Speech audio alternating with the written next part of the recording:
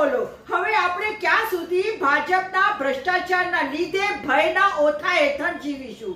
હમણાં જ ગંભીરા પુલ ઉપરથી 20 લોકોની મોત થઈ અને એટલા તો જીવ આપણે ગુમાવી દીધા છે.